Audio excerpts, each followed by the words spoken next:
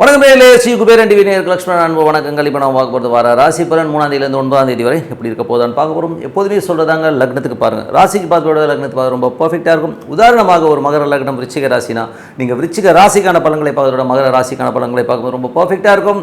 முதல்ல வரது புது பலன்கள், அதுக்கப்புறம் பார்த்தீங்கன்னா தசாபதி பலன்கள், அதுக்கப்புறம் டிப் ஆஃப் த வீக் இருக்குது, மறக்காமல் பாருங்கள். மிதுன ராசி. ஸோ மிதுன ராசிக்கு வந்து பார்த்தீங்கன்னா உங்களுக்கு ராசி அதிபதி புதன். ஸோ புதன் வந்து பார்த்தீங்கன்னா உங்களுக்கு வந்து 1 4ஆம் அதிபதி வந்து 8ல் இருக்கும்போது கொஞ்சம் கவனமாக இருக்கணும். தாயார்கிட்ட கொஞ்சம் வாக்குவாதங்கள், நிலபுலன்கள், வண்டி வாகனம் சம்மந்தமான விஷயம் ரொம்ப கேர்ஃபுல்லாக இருக்க வேண்டிய ஒரு அவசியம் இருக்குது.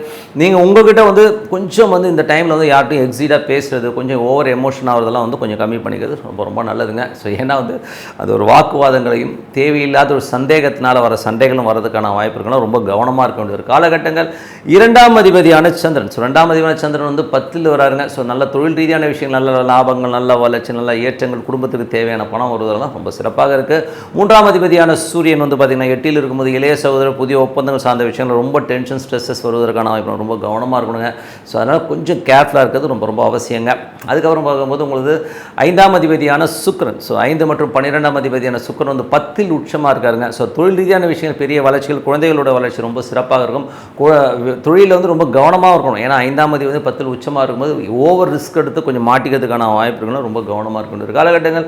6ஆம் அதிபதியான செவ்வாய் வந்து பார்த்திங்கன்னா உங்களுக்கு ராசியிலே இருக்கும்போது வேலை இல்லாதவர்கள் வேலை கிடைக்கிறதுக்கான வாய்ப்பு ரொம்ப சிறப்பாக இருக்குது. ஸோ நல்ல வளர்ச்சி, நல்ல ஏற்றங்கள் வருவதற்கான, நல்ல லாபங்கள் வருவதற்கான வாய்ப்பும் ரொம்ப சிறப்பாக இருக்குது. அதுக்கப்புறம் வந்து உங்களுக்கு 7ஆம் அதிபதியான குரு. ஸோ 7ஆம் அதிபதியான குரு வந்து 12ல் இருக்கும் சுப நிகழ்ச்சிக்கு சார்ந்த விஷயத்துக்காக கொஞ்சம் செலவு பண்ணுறது, கொஞ்சம் வந்து குடும்பத்துக்காக நிறைய ஸ்பெண்ட் பண்ணுற மாதிரி விஷயங்களும் நிறைய இருக்கும். இதுவரை தேங்கி இந்த சுப நிகழ்ச்சி காரியங்கள் கூட இப்போ கொஞ்சம் வேகமாக போகிறதுக்கான ரொம்ப நல்லாயிருக்கு. ஸோ அதுக்கப்புறம் பார்க்கும்போது உங்களுக்கு 8ஆம் அதிபதி ஆன சனி. ஸோ 8ஆம் அதிபதி சனி வந்து 9ல் இருக்கும்போது உங்களுக்கும் உங்கள் அப்பாவுக்கும் வந்து கொஞ்சம் கருத்து வேறுபாடு வருவதற்கான வாய்ப்பு ரொம்ப கவனமாக இருக்கணும். ஸோ அதனால் கொஞ்சம் கேர்ஃபுல்லாக இருந்துக்குங்க. கொஞ்சம் வந்து அந்த பிரயாணங்களும் போதெல்லாம் வந்து கொஞ்சம் கேர்ஃபுல்லாக இருக்குது ரொம்ப ரொம்ப அவசியம். ஸோ அதுக்கப்புறம் வந்து பார்த்திங்கன்னா வெளிநாட்டில் இருக்கிறவங்க சின்ன சின்ன மன உளைச்சல் வரதுக்கான வாய்ப்பு கொஞ்சம் கேர்ஃபுல்லாக இருந்துக்குங்க. அதுக்கப்புறம் பார்க்கும்போது உங்களுக்கு 10ஆம் அதிபதியான குரு வந்து பார்த்திங்கன்னா உங்களுக்கு 12ல் இருக்கும்போது தொழில் ரீதியான விஷயங்கள், நிறைய அலைச்சல்கள், வெளிநாடு வெளியூர் போகிறதுக்கான பிரயாணங்கள் மேற்கொள்வதற்கான வாய்ப்பு இருக்குது. ஸோ மற்றபடி வந்து லாபம் இருக்கும், லாபங்கள்லாம் இருக்கும், கொஞ்சம் அலைச்சல்கள் ஜாஸ்தி இருக்குங்க. ஸோ அதுக்கப்புறம் என்னங்க, ஸோ இதுவரை பார்த்த பொது பலன்கள். இப்போ பார்க்க போகிறது தசாபுக்தி பலன்கள் எப்படி இருக்கும். மிதுன லக்னமாக இருந்து சூரிய தசாபுக்தி அந்த சூரியன் வந்து பார்த்திங்கன்னா 3ஆம் அதிபதி வந்து 8ல் இருக்கும்போது பாசஸ் கிட்ட ரொம்ப கேர்ஃபுல்லாக இருங்க. அரசு சம்பந்தமான விஷயங்கள் ரொம்ப கேர்ஃபுல்லாக இருக்கிறது ரொம்ப ரொம்ப அவசியம். அப்பா கிட்ட பேசும்போது பழகும்போது கொஞ்சம் கேர்ஃபுல்லாக இருக்குது ரொம்ப ரொம்ப நல்லதுங்க. மிதுன லக்னமாக இருந்து சந்திர தசாபுக்தி, சந்திரன் வந்து பார்த்திங்கன்னா 10ல் இருக்கும்போது நல்ல ஒரு வளர்ச்சி, நல்ல ஏற்றங்கள், நல்ல லாபங்கள் வருவதற்கான வாய்ப்பு இந்த வாரத்தில் ரொம்ப சிறப்பாக இருக்குது. மிதுன லக்னமாக இருந்து செவ்வாய் தசாபுக்தி, செவ்வாய் வந்து 6ஆம் அதிபதி வந்து உங்களுக்கு ராசியிலே வரும்போது நல்ல வேலை வாய்ப்புகள் நிறைய கிடைக்கும். கடன் கேட்ட இடத்துல கிடைக்கிறதுக்கான வாய்ப்பாக இருக்கும். உடல்நிலை சம்பந்தமான விஷயம் கொஞ்சம் கேர்ஃபுல்லாக இருக்கிறது ரொம்ப ரொம்ப அவசியங்க. ஸோ மிதுன லக்னமாக இருந்து ராகு தேசாபதி, ராகு வந்து 10லிருந்து சனியுடைய சாரத்தில் இருக்கும்போது தொழில் ரீதியான விஷயம், நிறைய பிரயாணங்கள், கொஞ்சம் வந்து மெனக்கடல்கள் ஜாஸ்தி இருக்கிறதுக்கான வாய்ப்பாக இருக்குது. கண்டிப்பாக வந்து அடுத்த லெவல் போகிறதுக்கான வாய்ப்பு ரொம்ப சிறப்பாக இருக்குது. மிதுன லக்னமாக இருந்து குரு தேசாபதி இருந்தாலும் குரு வந்து பார்த்திங்கன்னா 10ஆம் அதிபதி 12ல் இருக்கும்போது தொழில் ரீதியான விஷயங்களுக்கு நிறைய பிரயாணங்கள், நிறைய அலைச்சல் இருந்தாலும் அடுத்த கட்டத்திற்கு போகிறதுக்கான வாய்ப்புகளை கண்டிப்பாக கொடுத்துருங்க. ஸோ மிதுன லக்னமாக வந்து சனி தேசாபதினு சனி வந்து பார்த்திங்கன்னா உங்களுக்கு வந்து 8ஆம் அதிபதி 9ல் இருக்கும்போது அப்பாவுக்கும் உங்களுக்கும் நிறைய கருத்து வேறுபாடு, வெளிநாட்டில் இருக்கும் சின்ன சின்ன மன உளைச்சல், வெளிநாடு வெளி மாநிலங்களுக்கும் ஒரு சின்னதாக ஒரு மன உளைச்சல் இருக்கும். ஸோ மற்றபடி என்னங்க, வளர்ச்சி இருக்குமா, நல்ல வளர்ச்சி இருக்கும், நிறைய பிரயாணம் இருக்கும், வெளியூர் வெளிநாட்டில் இருக்கும், நல்ல பணம் வர்றதுக்கான வாய்ப்புலாம் ரொம்ப சிறப்பாக இருக்குது. ஸோ அதில் எந்த மாற்றமும் இல்லை. பட் இருந்தாலும் கொஞ்சம் வந்து ஒரு எமோட்டாக இருக்கிற மாதிரி ஃபீலை கண்டிப்பாக ஏற்படுத்தும். மிதுன லக்னமாக இருந்து புதன் தசாபுத்தி அந்தரங்கள். ஸோ புதன் வந்து பார்த்திங்கன்னா உங்களுக்கு வந்து 1 4ஆம் அதிபதி வந்து 8ல் இருக்கும்போது தாயார் சார்ந்த உறவுகளில் கொஞ்சம் ஸ்ட்ரெஸ்ஸஸ் இருக்கும். நிலபுலங்கள், வண்டி வாகனங்கள் ஓட்டும் போதும் கொஞ்சம் கேர்ஃபுல்லாக இருக்கிறது ரொம்ப ரொம்ப அவசியங்க. மிதுன லக்னமாக இருந்து கேது தேசாபுத்தினா கேது வந்து 4ல் இருக்கும்போது சொத்து ரீதியான விஷயங்களில் கொஞ்சம் வந்து வில்லங்கங்கள் வரதுக்கான வாய்ப்புகள், அம்மா கிட்ட பேசும்போது பழகும்போது ரொம்ப கேர்ஃபுல்லாக இருங்க. தாயாரோட உடல்நலம் சார்ந்த விஷயங்களும் கொஞ்சம் கவனம் தேவைங்க. ஸோ மற்றபடி என்னங்க, மற்றபடி எல்லாமே சிறப்பு தான். மிதுன லக்னமாக வந்து கேது தேசாபுத்தினா கேது வந்து பார்த்திங்கன்னா 4ல் இருக்கும்போது கொஞ்சம் வந்து ஸ்ட்ரெஸ்ஸஸ் ஜாஸ்தி இருக்கும். அம்மாவுடைய உடல்நலம் சார்ந்த விஷயங்கள் ரொம்ப கேர்ஃபுல்லாக இருக்கணும். கொஞ்சம் வந்து அம்மா வந்து உங்களை விட்டு கோச்சிக்கிட்டு போகிற மாதிரி விஷயங்களாக இருக்கலாம், கொஞ்சம் பார்த்து நடந்துக்கணும். அம்மா கொஞ்சம் வெடுக்குன்னு பேச தான் செய்வாங்க, பட் இருந்தாலும் கொஞ்சம் பார்த்து நடந்துக்கணும். மிதுன லக்னமாக வந்து சுக்கிர தசாபுத்தினா சுக்கிரன் வந்து பார்த்திங்கன்னா உங்களுக்கு வந்து 10ல் வந்து நல்ல ஒரு உச்சமான சூழ்நிலையில் இருக்கும்போது தொழில் ரீதியான விஷயங்கள், நல்ல வாய்ப்புகள், நல்ல ஒரு வளர்ச்சி வருவதற்கான ரொம்ப சிறப்பாக இருங்க. ஸோ நல்ல விஷயங்கள், நல்ல மாற்றங்கள்லாம் வரணும்னா இந்த உச்சமான டைமில் நல்ல பணம் வரும். பட் இருந்தாலும் அகலக்கால் வைக்காமல் இருக்குது. தொழில் ரீதியான விஷயம் வந்து அகலக்கால் வச்சிங்கன்னா ரொம்ப மாட்டிப்பீங்க, கொஞ்சம் பார்த்து நடந்துங்க. மற்றபடி என்னங்க, ஒரு நல்ல ஒரு பிரார்த்தனை, மனதார இறைவனை பிரார்த்தனை பண்ணுவோம், கண்டிப்பாக அடுத்த லெவல் போகிறதுக்கான இவ்வளோ ரொம்ப சிறப்பாக இருக்குங்க. இப்போ பார்க்க போகிறது tip of the week. So tip of the வீக்கில் நம்ம இப்போ பார்க்க போகிறது வந்து பார்த்திங்கன்னா மகா கும்பமேளா. ஸோ மகா கும்பமேளாங்கிறது வந்து பார்த்திங்கன்னா 4 ஆண்டுகளுக்கு ஒரு முறை, 6 ஆண்டுகளுக்கு ஒரு முறை 12 ஆண்டுகளுக்கு ஒரு முறை. அதுக்கப்புறம் பார்த்தீங்கன்னா 144 வருஷத்துக்கு ஒரு முறை வந்து மகா கும்பமேளா. ஸோ இப்போ வந்து மகா கும்பமேளா நடந்துட்டுருக்கு. கிட்டத்தட்ட ஏகப்பட்ட அந்த உத்தரப்பிரதேசத்தில் பார்த்தீங்கன்னா எங்கே பார்த்தாலும் மனித தலையாக இருக்கிற மாதிரி விஷயங்களே பண்ணி வச்சுருக்கதும் 3 நதிகள் சங்கமிக்கிற ஒரு இடத்துல வந்து நம்ம குளிக்கணும். குளித்தா அன்றைக்கி வந்து நமக்கு வந்து ஒரு நல்ல மோட்சம் கிடைக்கும். அன்றைக்கி வந்து குளிக்கிறவங்களாம் நல்லவனாக மாறிடுவான் அப்படிங்கிற எண்ணங்கள் வந்து எல்லாருமே பாவம் போயிடும்னு சொல்லிட்டு ஓடி போய் குளிக்க போயிருக்காங்க. அதில் வந்து பார்த்திங்கன்னா இதில் வந்து ஒரு பெரிய வியாபாரமும் இருக்குது. ஸோ ஒரு ஆன்மீகம்ங்கிறது வந்து அரசு சம்மந்தமான விஷயம் வந்து ஒரு பெரிய லாபமாக இருக்கிறது ஒரு யூட்டிலைஸ் பண்ணிப்பாங்க. அந்த காலத்துலலாம் வந்து ராஜாக்கள் வந்து என்ன பண்ணுவாங்கன்னா, ஒரு நிதி நமக்கு நெருக்கடி இருக்குது, நமக்கு வந்து பணம் சரியாக வரலன்னா ஒரு பெரிய ஆன்மீக கோயிலை கட்டுவாங்க. அந்த கோயிலில் வந்து எல்லோரும் கொண்டாந்து காசை கொட்டிடுவாங்க. ஸோ அந்த மாதிரி தான் இதுவும்.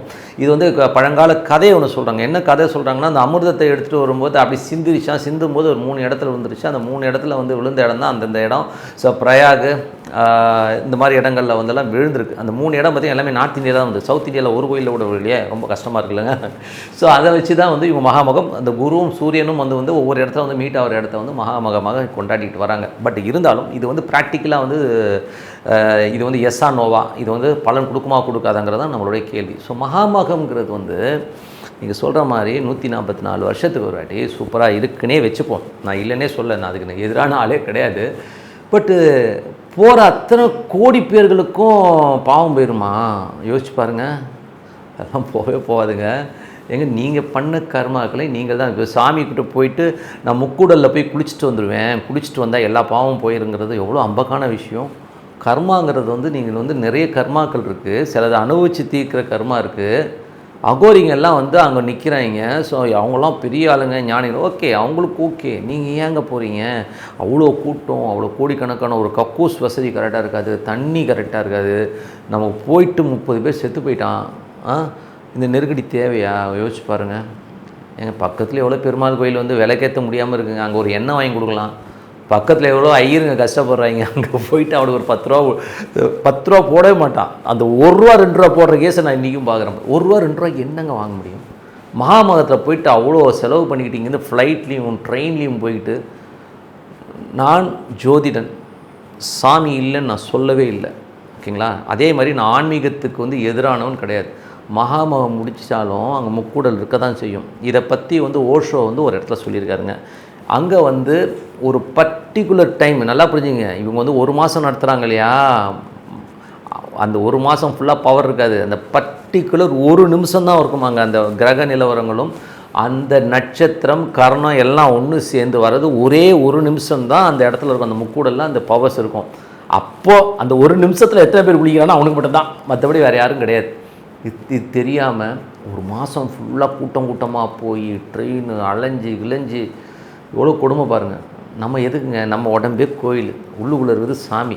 பக்கத்து தெருவில் இருக்கிற சாமியை கும்பிடுவோம். எனக்கு திருப்பதிக்கே போயிட்டு ஒரு 4 மணி நேரம் 5 மணி நேரம் போயிட்டு அங்கே கூட்டத்தில் நின்றுட்டு கூண்டில் போட்டு சிறை வச்சு அதுக்கப்புறம் போய் பெருமாளை பார்க்குறதுக்கு பக்கத்தில் இருக்கிற பெருமாளுக்கு எண்ணெய் வாங்கி கொடு, பெருமாள் இருக்கிற ஐயருக்கு வாங்கி கொடு. அதை விட்டுட்டு இது வந்து ஒரு தேவையில்லாத விஷயம் தான் நான் சொல்லுவேன். நான் ஏன் தேவையில்லாத விஷயம்னா, இவ்வளோ வருத்திக்கிட்டு சாமி கும்பிட சொல்லி எந்த சாமியும் சொல்ல. ஏதாச்சும் இருந்தால் சொல்லுங்கள். நீ மகாமகத்துக்கு வந்தால் தான் நீ செத்தா நீ வந்து சொர்க்கத்துக்கு போகணும் எந்த சாமியாக சொல்லிச்சா? கிடையவே கிடையாதுங்க. நீங்கள் உங்கள் வீட்டில் அமைதியாக உட்காந்தா தான் சாமி தெரியும். நீங்கள் போய் கூட்ட நெரிசலில் இடிப்பட்டு மிதிப்பட்டு சாமி பார்க்கணுன்னு அவசியமே கிடையாது.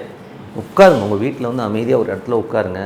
பக்கத்தில் இல்லாதவனுக்கு ஒரு 10 ரூபா கொடுங்க, தர்மம் பண்ணுங்கள். அந்த தர்மத்தில் தான் வந்து வாழ்க்கை இருக்க முடியும். இந்த மாதிரி வந்து மகாமகத்துக்கு போனால் புண்ணியம் கிடைக்கும், அங்கே போனால் இது கிடைக்கும், பச்சை சேலை கொடுத்தீங்கன்னா உங்களுக்கு தோஷம் போயிடும். இதெல்லாம் வந்து ஹம்பக்கான விஷயம். தான தர்மங்கள் பண்ணுங்கள், வேண்டாம்னு சொல்ல. உங்கள் வீட்டு பக்கத்தில் நம்ம ஊரை விட்டுட்டு ஏதோ ஒரு ஊரில் போயிட்டு கொண்டு போயிட்டு காசை கொட்டிக்கிட்டு நேரம் விரையும்.